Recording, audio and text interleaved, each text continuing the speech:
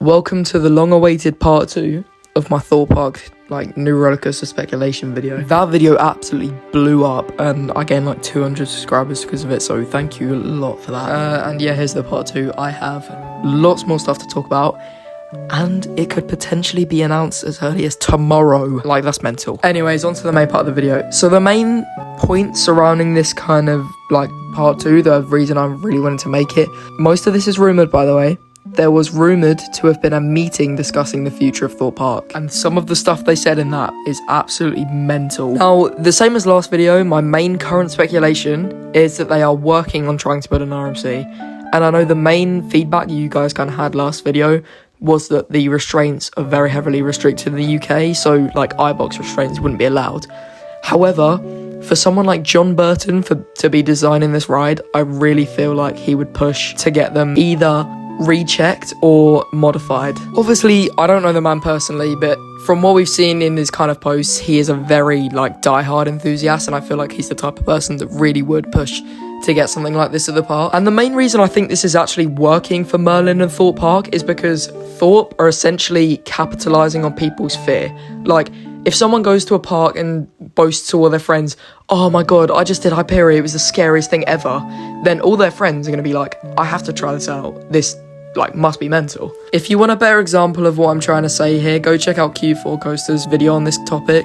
It essentially sums up what I mean perfectly. But basically, Thorpe Park are trying to market their coasters mainly towards the enthusiasts. Obviously, enthusiasts love airtime and look at Hyperia. And also, the screens are on Hyperia's queue line also say the manufacturer, the fact that John Burton designed it, and Jack Silkstone. I get he was a big part of actually doing the construction updates of the ride, but he's still in the video explaining how to put your bags and board the ride and everything. But yeah, essentially, again with the rumours, but this meeting that Thorpe Park had to discuss the future of the park, 3 major manufacturers were mentioned. Obviously, the first being RMC, the second being Mac as a backup, and the third being Intamin as a backup of the backup. Again, I unfortunately cannot back up these claims, but I've got them from what I personally believe to be a very trustworthy source. And again, I personally think for RMC, they'd be going with a T-Rex, as there is definitely one coming, as that's what RMC have said. But for Mac, I could see them getting something like a Mac Extreme Spinner. They are lacking something like that in their lineup. And if they do end up going with Intamin, I could see them getting some form of Intamin multi-launch, as apparently that was rumoured at some point in time. However, the one main reason that I believe this meeting could be true, and the source I'm getting this from could be telling the truth, is that Blue Loop, a very renowned and trustworthy article for coasters and other coaster news, has posted a statement from one of the park owners, I assume, which essentially just states that when they were pushed about an RMC, the quote that came up was, if you get the money to build a coaster, build a coaster. And in Blue Loop's exact words, this is music to my ears. But another quote that came up was, Hyperia is just a start. And this could genuinely mean that Thorpe have an absolutely insane plan of adding just insane additions. And especially since Merlin are on Planet Coaster Sandbox mode recently. And you may say, oh, they're not on Sandbox mode because Hyperia doesn't have any theming. This is most likely because Thorpe are trying to become more of an amusement park than a theme park. Again, in the first episode, I mentioned that they were trying to stick with the plan that the original owners of Thorpe were going with, which is essentially just adding loads of thrill rides in very quick succession. We saw Colossus in 2002, Nemesis Inferno in 2004, and if Thorpe are looking to do that again, yes please, especially considering all the modern rides these days. Mwah. But let's get on to the next point of this video. So this week commences the start of the IAPA Expo European Edition, which, if you don't know what IAPA is, it's essentially the world expedition for amusement parks and rides to show off what they have to offer. And all 3 of the manufacturers I mentioned earlier are all going to be there. So could any of these manufacturers give teasers for the next attraction come to Thorpe Park? Or could Thorpe themselves announce a public consultation for the next ride at the park? As we can see, around this time of the year is when they usually did it. Chessington just announced Project Play, which is going to involve a new roller coaster for 2027, we're assuming. And the public consultation for Project Exodus, aka Hyperia, happened around this time in the year as well. And to be honest, that is about the end of the evidence portion of this video. So now we're going to introduce a new sector, which is essentially just asking you guys what you think is coming to Thorpe Park next. Personally, I want to see a Mac Extreme Spinner behind Swarm Island, because I feel like it would be a really good thrill coaster to empty out a good space of area, and I think it would just be a really good fit for Thorpe Park if it's marketing towards more thrill audiences than family. I think they should get an RMC topper track at the back of Swarm Island, like with some traditional elements, since Hyperia is very like RMC styled already, so I'd like to see it have traditional elements.